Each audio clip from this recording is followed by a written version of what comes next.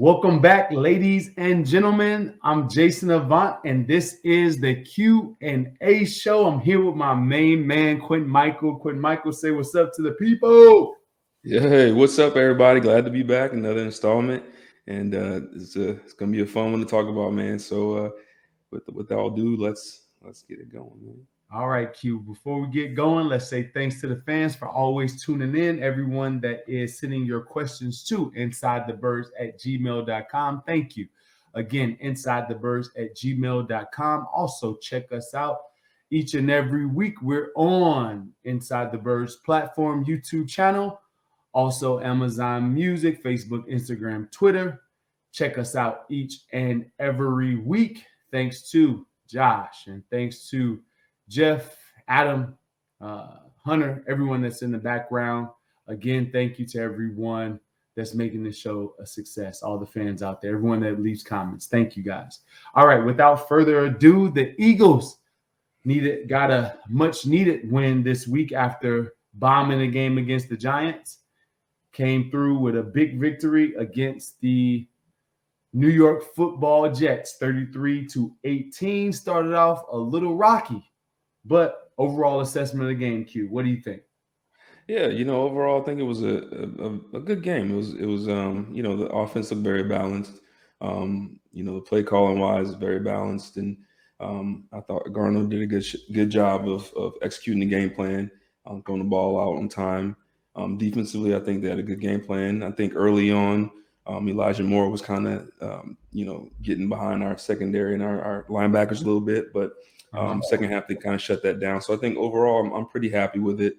I try not to get too crazy. I mean, it's the Jets. Let's not go crazy. It's still the Jets. We've never lost to them, but I do like the execution, especially in the second half from both sides of the ball. What about you, man?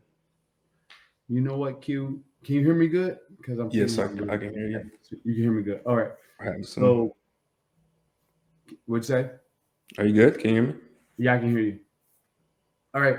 So overall, I thought that the offense showed up. I thought that the defense did a great job of adjustments. They came out, gave up 3 straight touchdowns, which is always bad because that can go in a lot of different ways real quick. Parted the Red Sea at the beginning of the game on kick cover. Your 4 inside guys, both 4s, both 5s went around blocks. And it was like that's the biggest hole I think I've ever seen in the NFL. I'm serious. On kickoff return, that may have been the biggest hole I've ever seen. But it was just guys that ran around the blocks. And so, didn't start the way we wanted. But the defense settled in and they made adjustments because in times past, we've seen that our defense hadn't been able to make adjustments. So that was a step in the right direction. Offensively, the story was Gardner Minshew. That's the story. Like the story was Gardner Minshew. Yes, a lot of guys ended up playing well. Offensive line balled again. Didn't have the Jalen Hurts element to the run game. Didn't have that read option effect. They did run a few RPOs, which run pass options get out of his hands. But even with that said, 41 rushes. Was it 41 rushes? I believe it was. It was close to it. Yeah, it was 41 rushes, 185, 4.5 a carry and a touchdown. So they stayed committed to the run game despite not having Jalen Hurts. And Hurts would have definitely made that in the 200s. But we got the victory. But one thing you can't say, Gardner Minshew, 20 for 25, 250 yards, 242 yards, 2 touchdowns, stirring up that. I said in the pregame show that it is inevitable that Gardner Minshew he's going to play well today. I said that before the game. Like, what do you think Gardner Minshew is going to do? It's inevitable. He's going to play well. So because this city is destined to always land itself into a quarterback debate. It's destined. The city of Philadelphia, whatever our energy is, whatever it is that's in our mind, that we speak stuff into the atmosphere for the backup quarterback and the quarterback and the regular quarterback to be in competition. That's our city. We love that. And so I just knew that he was going to go out and ball out just like normal in Philadelphia.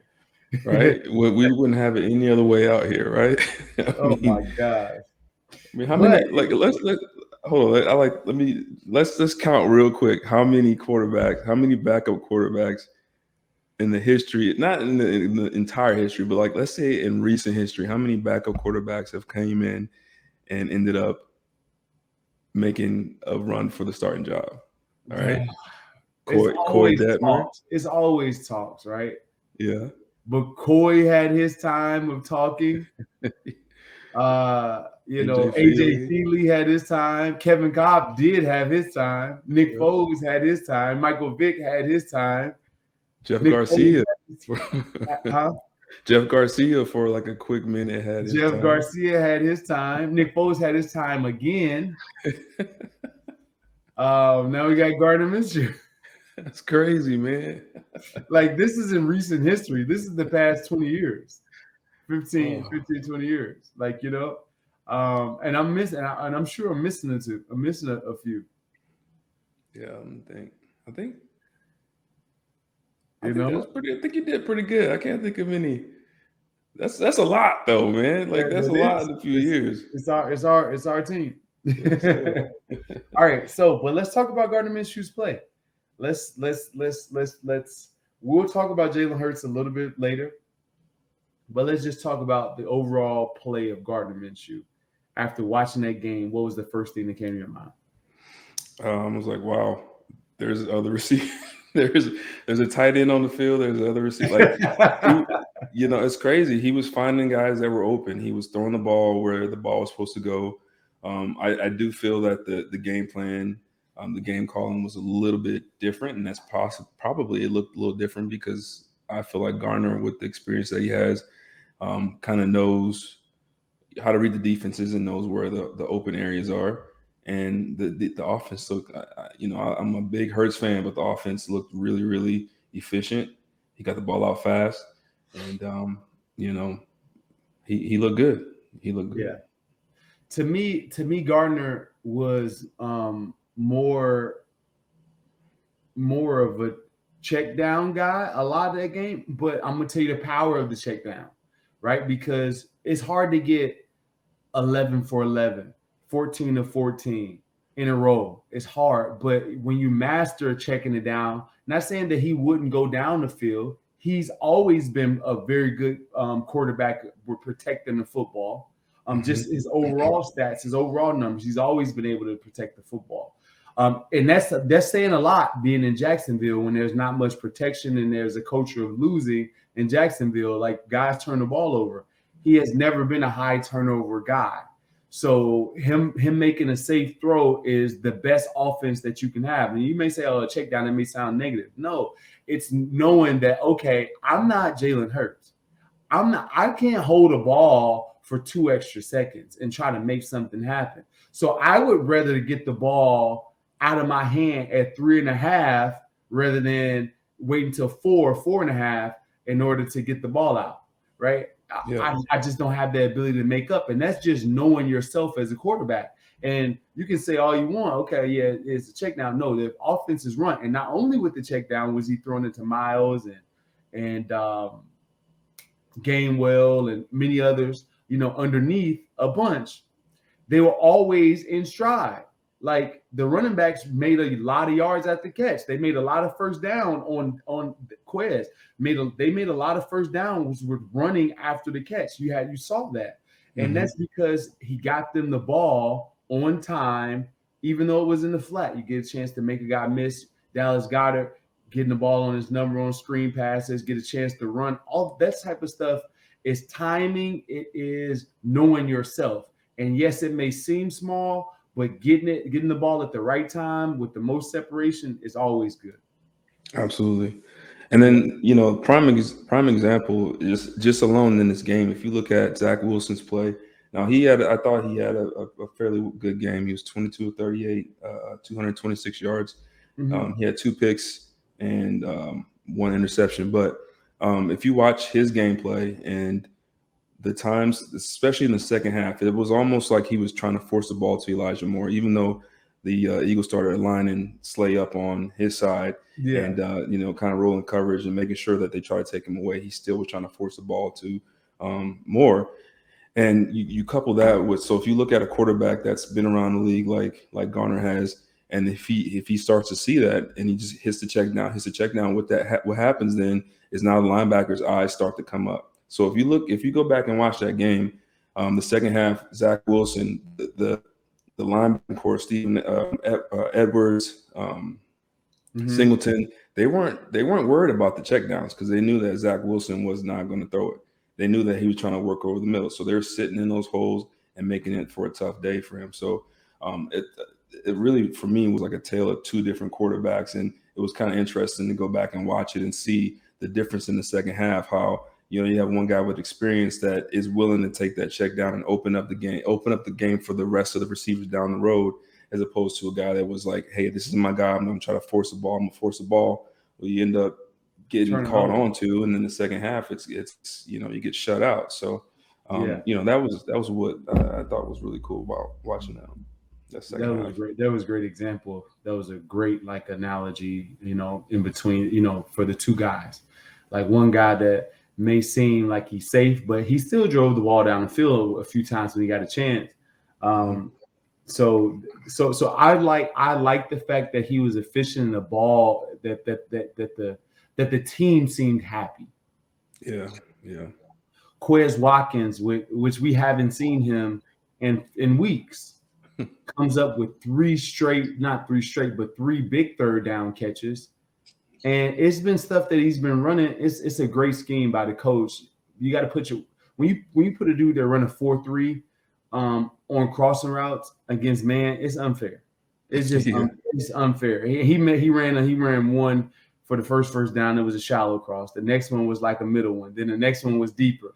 It was like, let's just keep running them across the field and man covers. They can't cover them.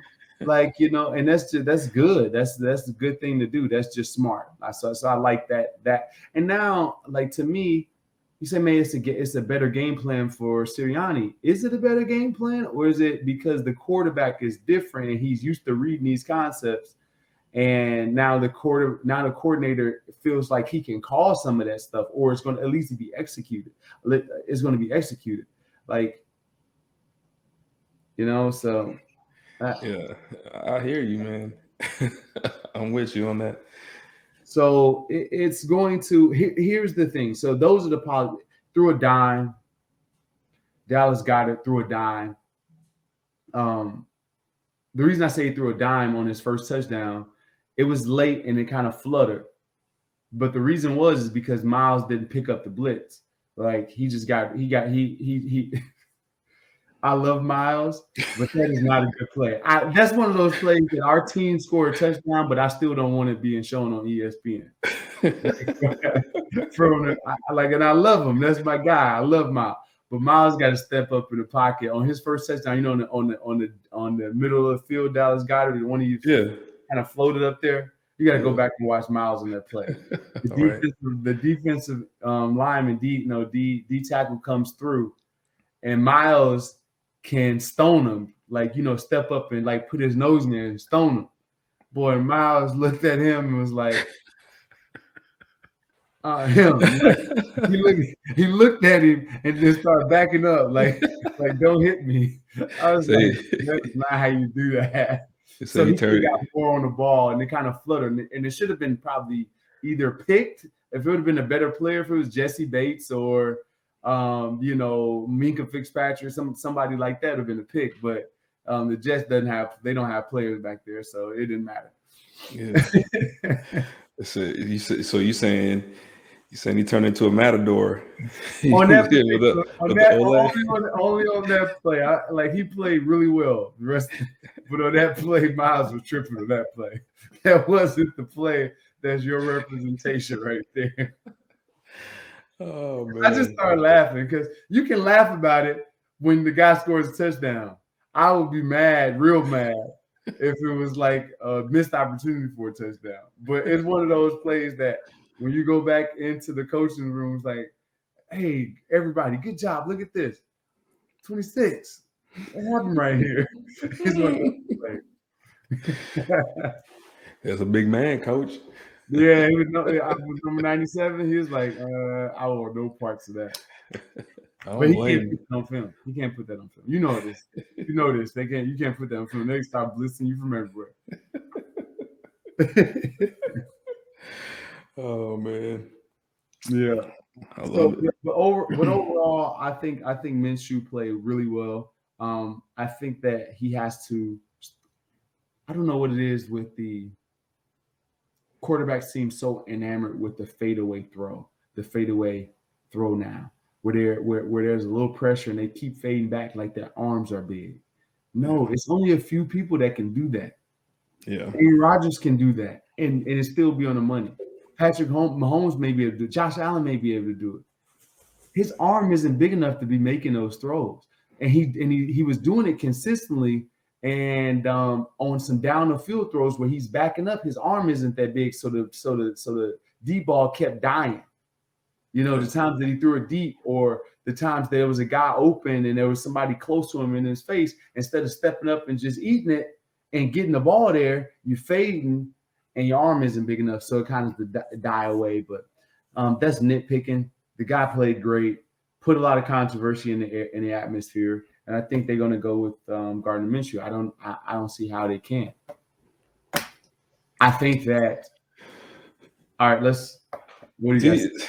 Yeah, that was gonna be my next question, man. Like, so obviously now it's gonna end up being a full blown QB controversy, right? That's what we're heading towards. Let's say they come out of the bye week. It's you're the head coach. Who you starting? Or I'm not. I don't know if I'm the head coach. I think I. All right, let's say you're a receiver on the team. Hold on. Before I answer this question, because I think the answer has already been given to us. Yes, I agree. All right, so look, let me tell you why. Because Jalen Hurts was adamant in his presser on Wednesday that he will be able to play. Jalen Hurts is a tough kid, has always been a tough kid. So if Jalen Hurts thought he can play on Wednesday, and he finished the game on Sunday, Jalen Hurts could have played on Sunday. Yeah. That was one of those, no, let's get you ready for the rest of the season. Because if we can get you ready before on this bad team against the Jets, sit you out this game, you get the bye week off, then you be ready for the rest of the season. In the disguise to be able to play Gardner Minshew and be able to evaluate him. I've seen this movie 50 times in the National Football League. 50. Yep. Oh man, you're hurting. You're hurt. I saw on Michael Vick. You're hurting. Because Nick Foles started playing well. Oh, don't rush your way back. You kind of working too hard. Since when you want me to work slow? Mm-hmm. So I think the organization kind of tipped their hand on which way they were moving by that decision. And I think that was not because Jalen Hurts wanted to be out for the game. It's because the organization really needed an excuse in order to play Gardner Minshew. They got it. They saw what he was able to do. And maybe that was the question that they needed answered, which therefore I think they're going to continue to go forward with Gardner Minshew. That's what I think. All right. I agree 100%. Like and the one thing I thought about and right at game time, because they said they kept it under wraps, right? I had Jalen on one of my fantasy teams. And oh man, you didn't. No, I had him on the bench anyway. I was just playing it safe, but I just knew something was up, right? And then sure enough, game time or the day before the game, they released that info, and I remember watching the game, and the online reporter, I forget her name, she said like the Eagles did a good job of keeping it under wraps and not letting anyone know that Hurts was not going to play. And in my head, I'm like, I had a feeling the day or two when I heard, or I think it was that Friday when I heard about his ankle, I was like, they're going to sit him. They're going to put him on the bench. They're going to figure out a way to keep him on the bench and get Gardner Minshew some reps. And, we've seen the game being played our entire career, and that's part of it. And that's why, like, I just feel bad. I don't want to say I feel bad because he's gotten plenty of opportunities, but if Hurts would have said, no, I'm going out there and playing, I'm not hurt, no matter what the doctor says, I'm going out there, then we wouldn't be having this conversation. So he kind of was forced into a situation where he gave up his position and gave up his spot, and or potentially gave up his spot. And it's kind of sucks to see it go down that way.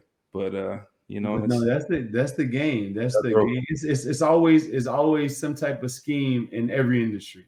And that's the scheme in the NFL is, oh man, as soon as a guy gets a little thumb bruise, now you extra concerned. Yeah. But if I'm balling, man, let's get you back. Let's get you back. Let's get you back. Like, you know what I mean? That's how it is. And he should have been more adamant about it, but I'm pretty sure he didn't know. Yeah. Being his first time. Absolutely. That sucks, but hey man, he did get opportunities, so it's not like you can say that he didn't. It was, what game was this? 8? I can't even count anymore. It's been it's been a long week 15. It's 13. Yeah. He's had plenty of time to really gain that spot, and he hasn't had the opportunity, or he hasn't taken advantage of it fully. So yeah, this is week 14. That was week 14. This is 50. Yeah, so man. He's had a whole season. Yeah, it's tough. So yes. So I think that they're going to continue to play Gardner Minshew. It would be surprising if he's not in there. Maybe they have some packages for Jalen Hurts for the red zone, because I think that Jalen is very, very efficient around the 5-7 yard line mark. You know what I mean? Mm-hmm. But we'll see how that works. We'll see how that works. All right. And let's get to one of the other topics. Eagles stack boxes, great run scheme. It was a lot of people in the box, but the Eagles figured out a way to get stuff going. It's the athleticism of the O-line. They can pull anybody. Yeah. Like usually you got the big guy that you just like, we can't, I don't want to. They can basically pull anybody. And it's good to see. They had some creative runs too on some 3rd and shorts where some guards were pulling in 3rd and short situations, which you don't really see that much, So I liked it a bunch. And Miles played well because the offensive line played well. Like I said, I would like him to finish off the runs a little bit more. The pile doesn't move when he runs at the end. Yeah. It's like that power at the end of the run that gets you the extra 2 yards. Like that, he doesn't have that. But if he gets it, he can take it to the house though. Yeah. So it's give and take. I guess you can't have everything. Yeah. You have Saquon if you had all that. Yeah, right. You have Saquon if you had all that.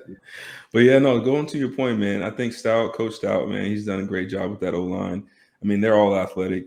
Even Herbig, I mean, he looks like he can't move that well, but I've seen him on a couple pulls, a couple traps. Yeah, I mean, the way this offensive line can attack a defensive line is amazing. About the ability to be able to go from RPO to power game to trap game. Like a lot of teams aren't able to do all those different schemes all in one offensive scheme. And the ability for this offense to do is just phenomenal. And Coach Stout, man, he's a great coach, and and he's got a lot of good to work with. Now remember, we're down to starters. Brandon Brooks is hurt, and Siamalu's still out, right? And these guys are playing at this level with 2 starters down. Is amazing, man. That shows you how good of a coach he is. Yeah. That I agree with that. Stout's been balling for a while though. with a lot of these guys, he's been balling for a while. So you definitely got to give him credit. I would say that it's not just the offensive line. I think it's the play calling as well. Yeah. Just the ability to be able to run the ball and figure out ways to run the ball. In a totally different scheme, totally different quarterback, and stay committed to it. Like that's the thing. I was afraid that they weren't going to stay committed to it because they had a quarterback completing passes. But he didn't throw it much more than Jalen Hurts. He had it, 7-8 more times than Jalen Hurts normally does. Yeah, I mean, so 25 throws. Yeah. 20 throws. Jalen Hurts is probably like 5 throws. He just made the most of them. Yeah. Mm-hmm. That's up. So I thought Sirianni did a good job. Dallas Goedert balled. I know he's the beneficiary having Gardner Minshew. So now He's that's so happy. What if he got to be so happy right now. I don't want to really talk about it like that. But we think, but one thing I will say is that we got away with a pick route. It was definitely a pick, and it was bad. Yeah. We got away, huh? You see, it was bad. I don't know what the referee was looking at. It's like we didn't call them for every one of these picks the whole year. So in order for the pick game to just have some resurrection power somewhere, so they can do it again at some point, let them get one. But that was definitely a penalty. I'm like, he picked 2 people on that play. Did you see? Yeah, and they didn't call anything. I was like, okay, this is our day. We're gonna win this game. This is our day. Oh man, you should have seen later. It was a pick play later in the game. We didn't pick it up. Somebody missed the pass. But Jalen Hurts is one of the pickers. It's like one of those web picks where there's 2 guys, and there's the guy coming underneath. Like a mesh? Yeah, like a mesh. When I say Jalen Reagor didn't even try to make it look subtle, he literally went in there and threw his whole body in the guy like it was like he was trying to block him on a crack block. I was like, what are we being taught? I was looking at the tape, I just paused it and like 4 or 5 times, like, what are we being taught? And like, what are we doing? Like a whole thing, like running like this. And the guy's right here, the guy, he's just whole body, whole shoulder. I'm like, oh man, all right. That's what we're doing. Oh man. Complete, so there's no call, but he said they ain't gonna call it. Shoot, I might as well just go and get my free shot in. It's gonna catch up to you. Live on the edge, though. All right, Q. Oh man. All right, so let's talk about DraftKings. So football fans, I'm sure we all love an action-packed, high-scoring NFL game. But the latest no-brainer from DraftKings Sportsbook, an official sports betting partner of the NFL, you'll be a winner once a single point is scored. Customers who bet just $1 on any team can score and win $100 in free bets. It's that simple. DraftKings Sportsbook customers can also get skin in the game with the same game parlays. Combine multiple bets from the same game for a bigger payout. The more legs you add, the more money you can win. DraftKings is safe, secure, and reliable. Best of all, you can deposit and withdraw your cash whenever you want. Download the DraftKings Sportsbook app, use the promo code ITB, bet $1 on any team to score, and win $100 in free bets. If they score, you score with the promo code ITB. This week at DraftKings Sportsbook, an official sports betting partner of the NFL. Must be 21 and older, Pennsylvania only, new customers only. Restrictions apply in partnership with Meadows Racetrack and Casino. See DraftKings.com/sportsbook for details. If you have any gambling problems, please call 1-800-GAMBLER. Nice. DraftKings. I love me some DraftKings. Right there on the app. Yeah, man. Hit me a parlay last week. Did you? Yeah. A little $10 parlay. I like to have fun. I don't want to. You don't want to go too crazy. I don't want to go too crazy. Yeah, I did. It can get addicted real quick. Real quick. All right, so let's go. All right, what we got next? Topic 2, defense. Let's talk about it. Evaluation of Jonathan Gannon's defense this week, right? So we give up the first 3 drives. First 3 drives go right down the field, touchdowns. And I'm gonna let you talk about this, but to me it was pretty simple. Like we talked about it last week. We got to figure out a way to change up our scheme on first and second down. Yes, it's good for stopping and run, but eventually teams just going to throw the ball on first and second down, and that's what teams are doing. And now you're caught in your man, or not your man, but your run stopping defense And that's what the Jets was doing. That's all they were doing. They just threw the ball more on first and second down, and picked the Eagles apart when they were in their zone coverages. Yeah, I mean, you hit the nail on the head right there. They've got to start. You got to start changing it up, but it's kind of hard. I see what you're saying there, but it's also it's kind of hard to how do I want you you can't take away everything, right? So No, if you yeah, know that if you know a team is the main thing is you got. I always feel as a defender, as a defensive player, you always have to stop the run because if a team can run on you and throw the ball, you're gonna have a long day. If you can force them into situations where they are one dimensional, you have a better chance as a defense. yeah, Um, so it's hard for me to say to just start to switch it up, just to switch it up, because at the end of the day, the Eagles won the game. The defense played well. The first three touchdowns, let's say the first two, because the first one they got the ball on what the 20-yard line. yeah. So That one was when kind you of make tough. it like that, it's yeah. Mm-hmm. So, and I do agree though. I do think that he needs to start being a little bit less predictable in certain situations, and especially on first and second down. That's really what's killing the defense. But besides that first half, I think they adjusted well. The second half, I don't know if Steven Nelson got hurt or he got benched. But the second half, I noticed McPherson was in a lot, and I know Slay was traveling to Elijah Moore's side, and so I think they adjusted well defensively, especially the second half, and try to Mm-hmm. take away the young quarterback's number one option, and it worked well for him. But I agree with you that first and second down, he's got to address that and change up his defenses a little bit, and maybe pick and choose when you want to go all out against the run on first and second down. Yeah, I think that I agree with you. Like that's just you can't and it makes me like I'm always thinking of it from a player's perspective because a player has a finite ability to control his arena. Like a receiver can control for the most part. You can't control if you're getting the ball, but you control what you put on tape if you're getting open, the things that you can control. And I view it sometimes from that perspective, which is kind of small. From a defense coordinator's perspective, you're just trying to eliminate what the team is good at, right? And make them try to come up with a plan or a different way to beat you than what they're comfortable with. And like you said, you can't stop everything. So yeah, maybe they were able to matriculate the ball down the field, score touchdowns earlier in the game, but as long as you're able to change that, you're good.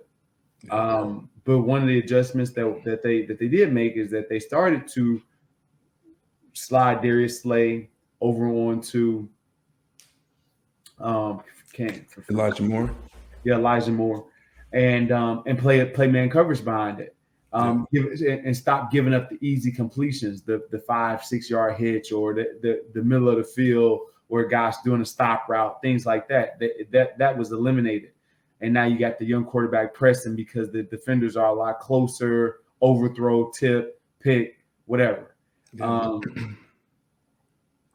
So I agree with you. I thought they played well besides the beginning of the game because that can be when you give a team that much momentum on the road, it's very, very hard to overcome unless your offense is playing just as well. And just so happened our offense is playing just as well, but that can lead to a snowball real fast. Yeah. Like I hate to say it, but if Hurts is quarterback in that game, it might be a little bit different outcome. With the early success that the Jets were having, what it might be a situation. I know I hate to say it, but when you're down, not want to say down, but when you're in the game early and you give up a few extra points, listen, our game plan was to run the ball. Yeah, when Hurts was in, which is I'm 100% okay with. So I don't know, but I understand 100% what you're saying on that, and it's just I don't know. Yeah, but Steven Nelson was hurt, and when I think about it, shoulder. It was a shoulder. Shoulder. Okay. It was a shoulder injury. Okay. And he got beat earlier early, but it was. I don't like to blame the safety on those plays. You know what play I'm talking about. I don't like to blame the safety on that beat. You remember he got beat on the first touchdown. He didn't touch the guy. Like, you can't play press. You play press outside leverage, channel him to the safety, but he didn't touch him. You get like, if you touch him, the safety gets a chance, and because the safety in that situation is going to look at the ball fake, and you're backside with one man, and there's two men to the field. He's going to shade the 2-man side most of the time, and plus there's like a pause in that fake. Like, you talking about the zone read to what's that guy's name? Elijah? Was it? I know who you're talking about. Yeah. So to me, from a safety perspective, I say, okay, if the corner touches him, Rodney may have a chance to do something, right? Because he's at a different level now. If you don't if you don't get touched, it's very, very hard to not look at the fake. But that's just me. What do you think? Yeah.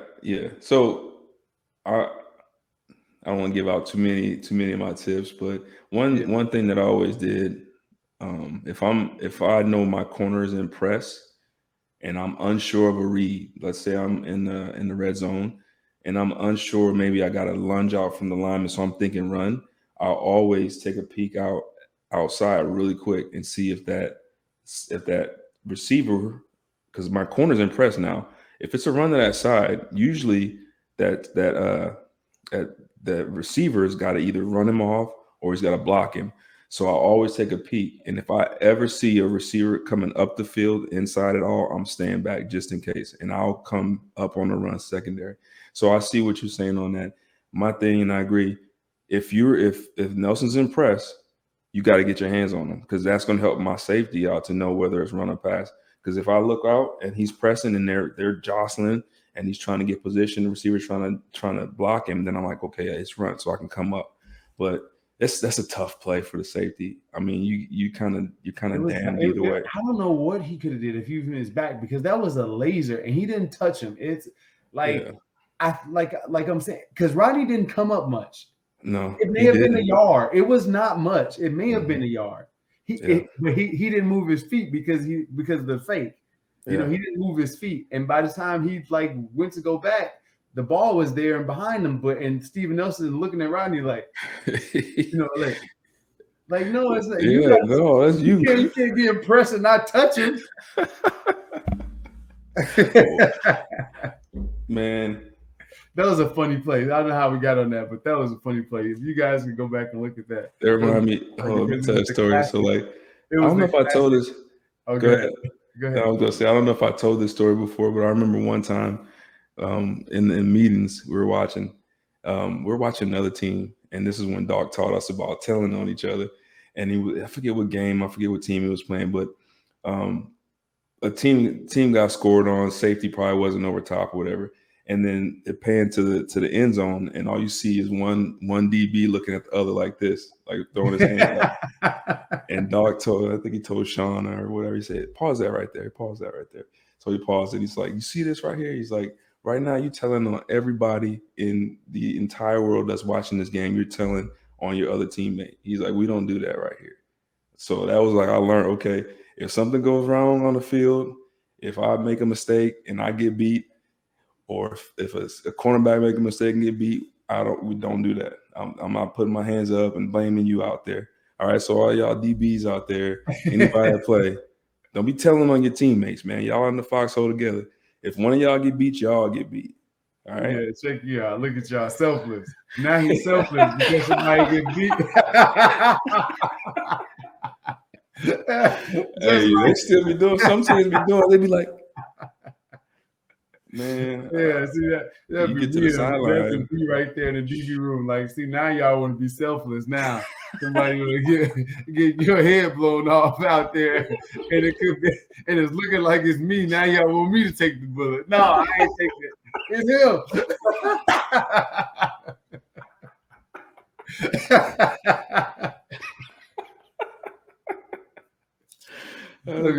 Cold world, man. Cold world. Hey, All the kids. I'm just joking. Q's right. Oh man. All right. All right. So So go ahead. What are you gonna say? You got man. D-line play for you. I know Sweaty got a sack. Oh man. Not much noise made from D-line. I didn't think that was a D-line game or anything like that where they dominate the game. I just think that they played solid in the second half and was able to get some pressure and make them uncomfortable a little bit, but not much. Yeah. Because I went through the whole game multiple times and there was nothing that I said, oh man, this defensive lineman had a great game. Yeah. Josh Sweat had one sack because the quarterback didn't recognize what he was doing. Like, I would be so mad if I was the right tackle in that situation because Wilson got killed on a 3-step drop and he tried to reset back. Like, and you get beat, you get a sack for that. I would be so mad at him. Yeah, I would be so mad.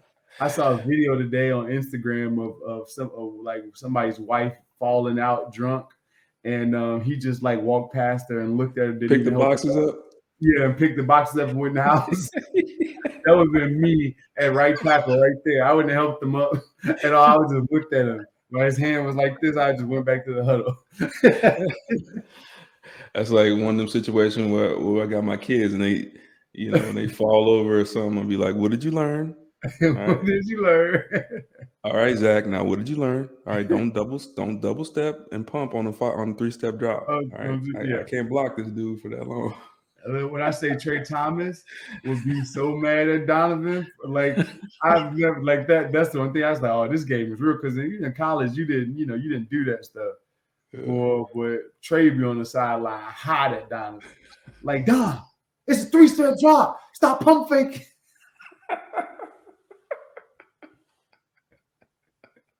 How you get sacked on 3-step drop? Get let the ball go. Oh man. Yeah, I remember that. The people know, man, all the crazy stuff that happens. Oh man, like some of the sidebar conversations and the crazy stuff that happens on the field, or in general, or like a day of the game.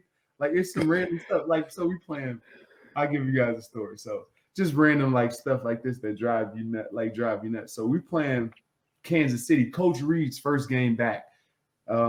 I was still with the Birds. Coach Reed came in with the Chiefs. His first game back.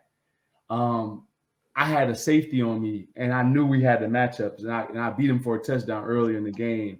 And I was doing really well on him. But so one time we're breaking the huddle. This has never happened to me before because nobody ever challenged me like this. And so we break the huddle, and I'm lined up at number 3. I got a corner out. It's gonna be 0 coverage. I'm gonna beat this dude off the line, and I'm not even running my corner. I'm gonna beat him off the line and go over there and have him just float us to the back of the end zone. I already got this planned out. I'm like, okay, 0. It's second down. It's inside the 7. They're playing cover 0. This is it, right? I'm going out to number 3. Deshaun runs to my position and lines up on the ball.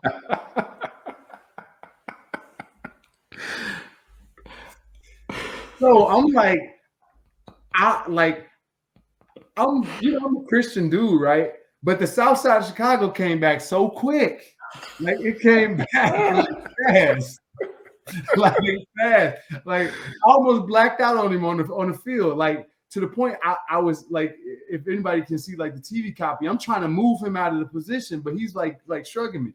And the play clock is run down. The quarterback's like, hey, get lined up. So I go to the next position. I know all the positions, right? So I go to the next position. The play goes up. He getting the ball. The ball comes to me. And I didn't drop the ball, but my mind wasn't in the game to be able to do what it took to come down with this ball. I didn't drop it at all. But I felt like I would have been able to give more effort if I was like in that moment. But I was just ready to get back to the sideline so I can choke Deshaun. Right? That was like my mentality. Right? So that's crazy. So I get to the sideline. I go up to Deshaun and I just start like, I don't know if I cursed at him or whatever it is, but I came up to him and I grabbed him. I'm like, dude, what are you doing? I was like, dude, don't you ever, if you ever do that again, the next time you get a screen, I'm gonna get your damn head. But I'm mad. I'm like, dude, don't do that, because like you get most of the balls here. Like that's what you do. And on every screen, you can't run a screen unless I'm out there, because nobody else you're gonna get knocked out. You only want me on the screen. So why would you come and do that? Like I was like hot. That's messed up, man. Like I was hot in that situation. And so I was just giving you guys insights to crazy stuff that going. Like we made it up after that play. It was fine. And we went on to lose that game, but we'd have won that game if I was in that spot. Shoot. I would have just lined up and then just jumped off sides. now.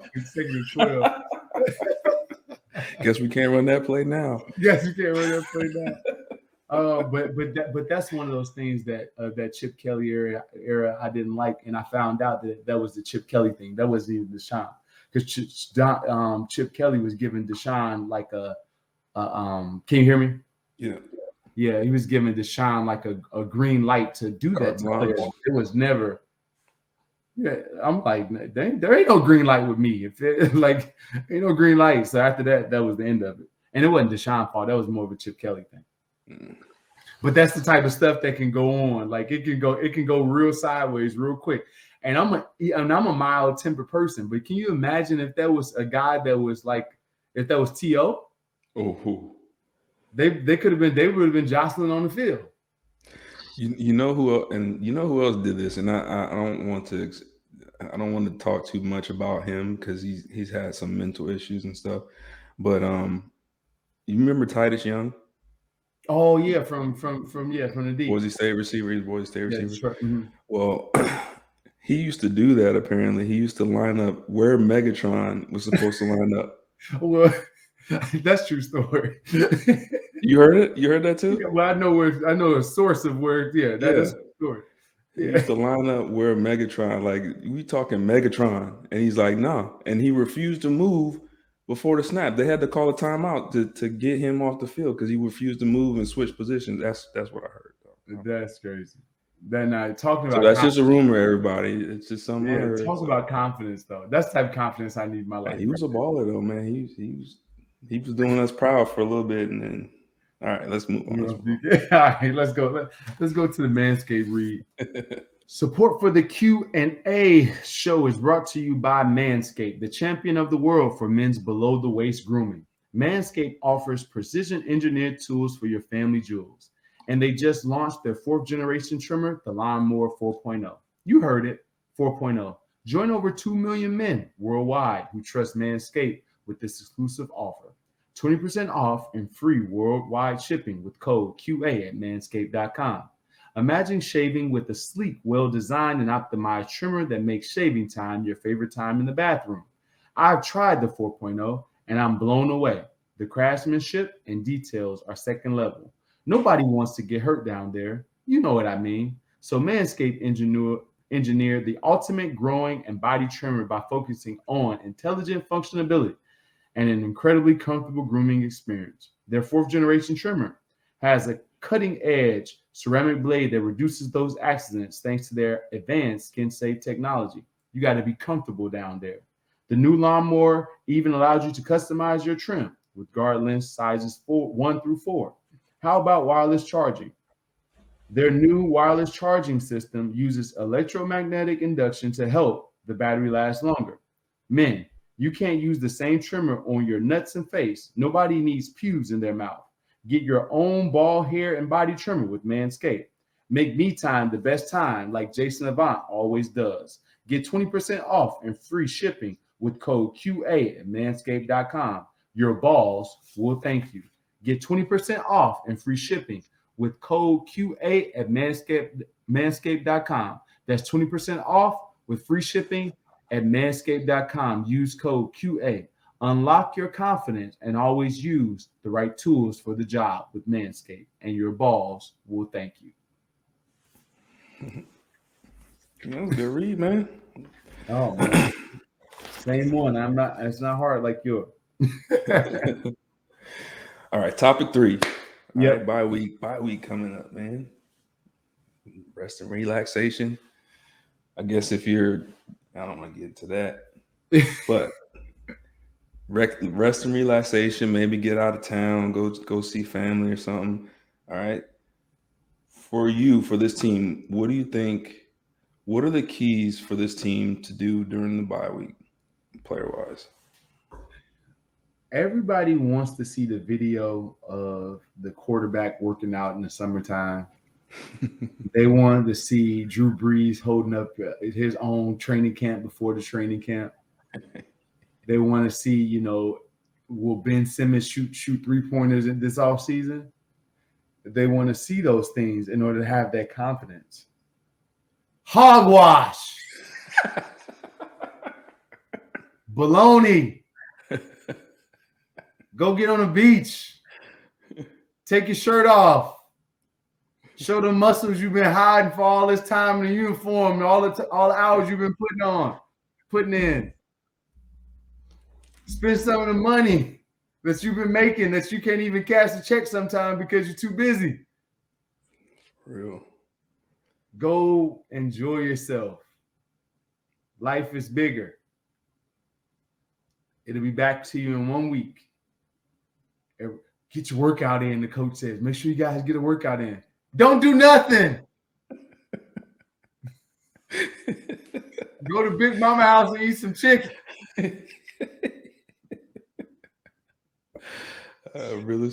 Watch somebody else. Don't think about football. It'll help your peace of mind. And that's the thing. These guys are in such impeccable shape. 1 week off of football is not going to hurt them for the next game.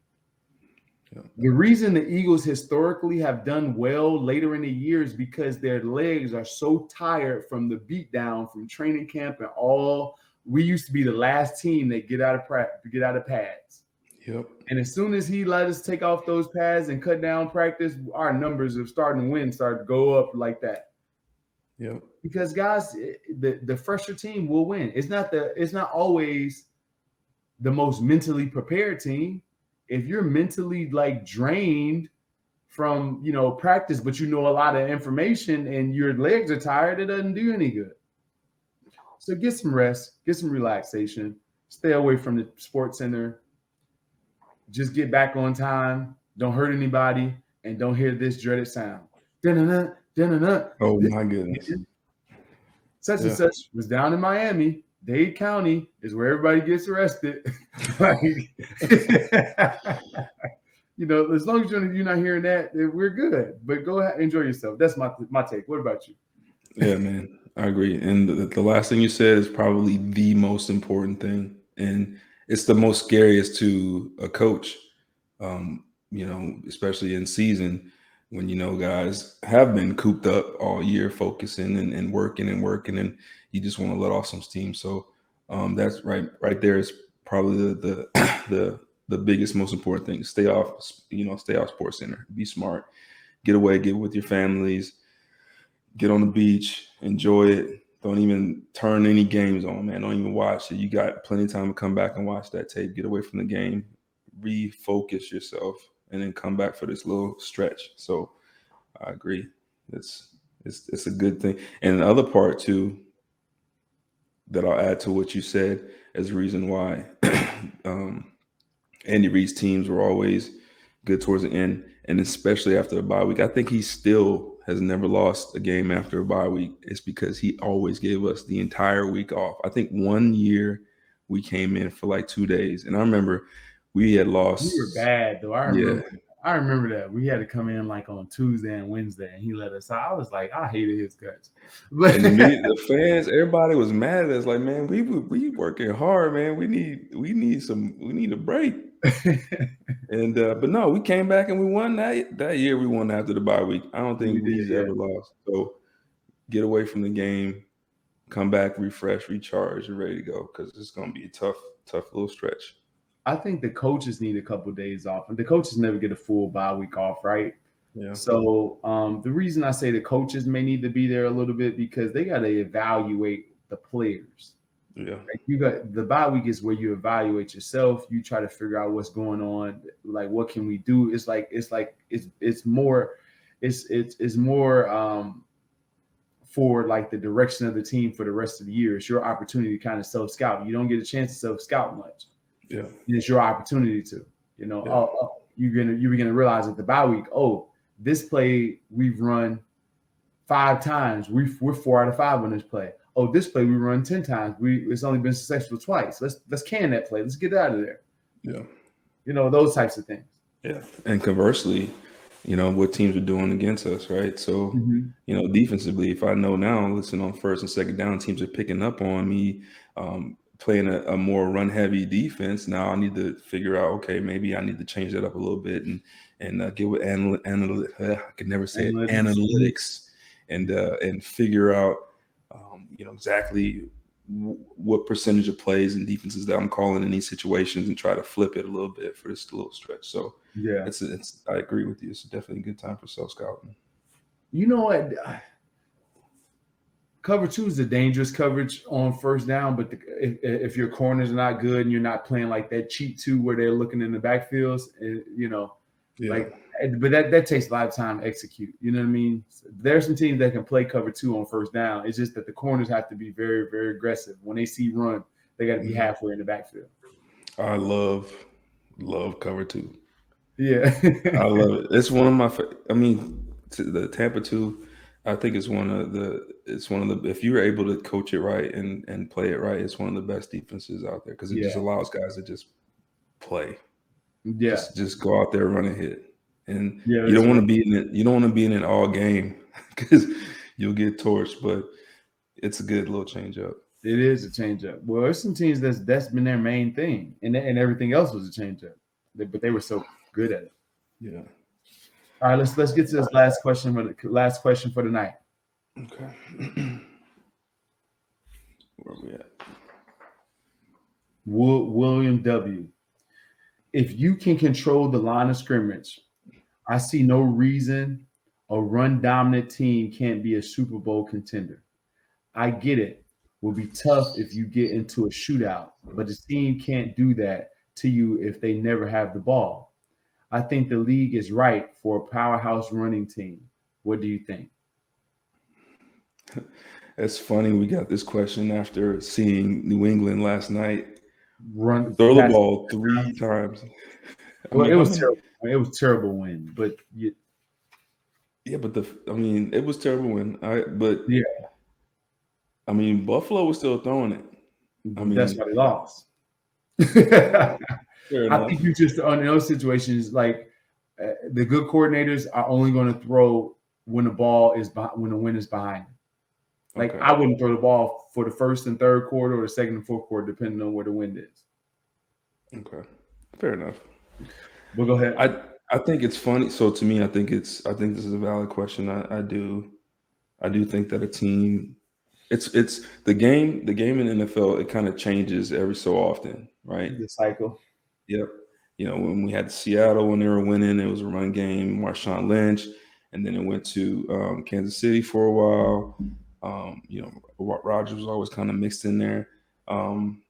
And I think it's kind of starting to flip the other way now. It's the run game is kind of what's fueling. You see New England run game, Baltimore at the top of their division run game, Tennessee Titans, and Indianapolis Colts run game. You still got the Chiefs. I think that their running game is coming back a little bit. They found that they've got to run the ball a little bit more to have some success. So I think that a very good run game, it doesn't have to be run dominant, but you have to be good enough to get the tough yards and to start the games and to be able to run when you need to. And it makes for a more balanced offensive attack. So I don't think we'll ever see, in a long time, I don't think we'll ever see what we saw on Monday night again, 3 passes, but it was interesting to see. Even Arizona, who's normally, if you think about their offense, you think they're a spread team, but they run the ball pretty well and they run it a lot, so. This quarterback runs too, though. But that's part of the run game.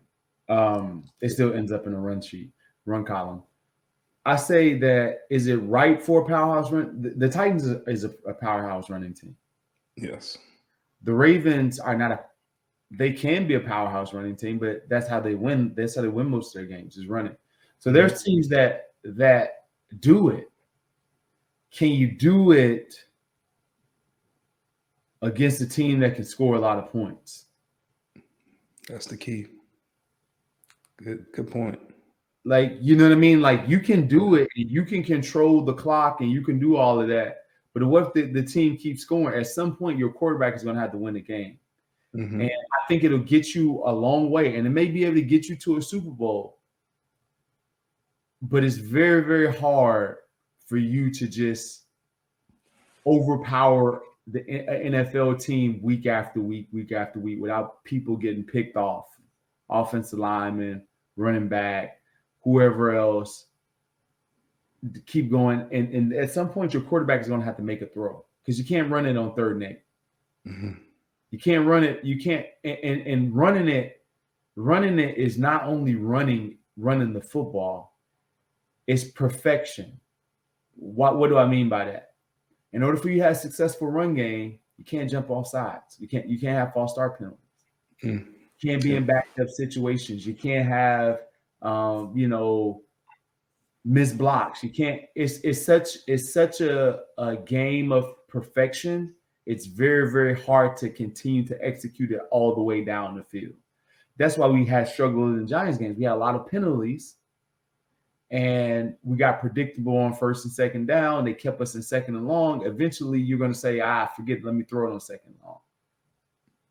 So I think that it's definitely a way that we should play football. But at some point, your quarterback is going to have to win football games. You don't. I think that the run game should be much more valuable than it is now. And it should be leaned upon much more often than it is now. But at some point, even if it's the third of the time, the quarterback got to win the game. And you want that guy to be ready when that happens. That's what I'm saying. Good point. So I don't see a running team just by itself 3 times. You're not winning a Super Bowl like that. You're just not. These teams get too good. They get too good for that. Like, I don't know if I've ever seen a team just overpower everybody for a Super Bowl. This is not high school. We might see it. I said I've never seen it. Yeah, I've never seen it either. I'm just saying I've never seen a team just overpower the entire game. Like, I've seen some good rushing offenses. The Cowboys coming to my mind from when he would have 150 in a Super Bowl game and stuff like that. But the reason he had that much, he had Alvin Harper and Mike Irvin and a Hall of Fame quarterback too. So It was pick your poison. True. Yeah. Sorry for talking about Cowboys. No, listen, I love the answer. I think that because I'm thinking more, I see what you're saying with the powerhouse run game. I was just thinking more along the lines of just running, but what you said is spot on. And you're 100% right. You're going to have to be able to throw the ball at some point. At some point. That's all I'm saying. Yeah. At some point, you're going to be able to throw it. Like in the games that we won that we ran the ball for 200 yards, Jalen Hurts still had to throw the ball and make some important throws. And it was a few games that he did it. Yeah. Dropped some dime in Denver, dropped some dimes, played his best game in Denver. You got to throw the ball. Yeah. I hope he gets another chance, man.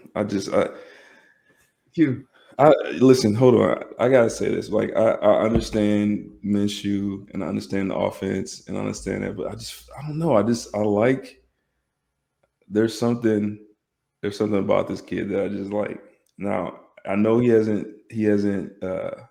executed 100% of the time. I just hate to see just off one game of another quarterback. I hate to see him lose his job just off one game. And that's all I'll say, man. It just sucks to see it happen.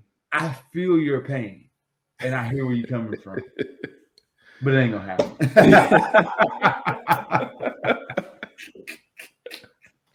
I know, man. I know. I just think, like I said, this was, to me, this entire season and where we are as a football team was totally avoidable. Yeah. From the beginning.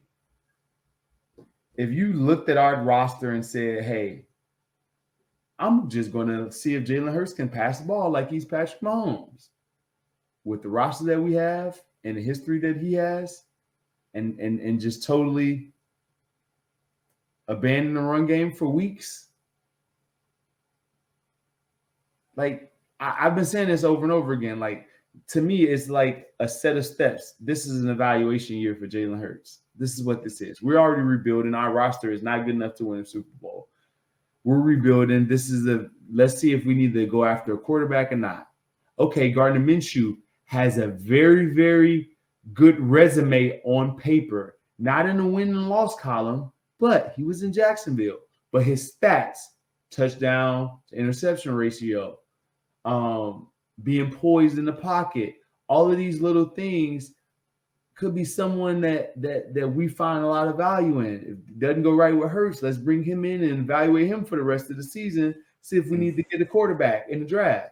Oh, if Gardner Minshew shines, Jalen Hurts, we don't believe that he's going to be the quarterback for us anymore. So that question has been answered. His players did that for us. Mm-hmm.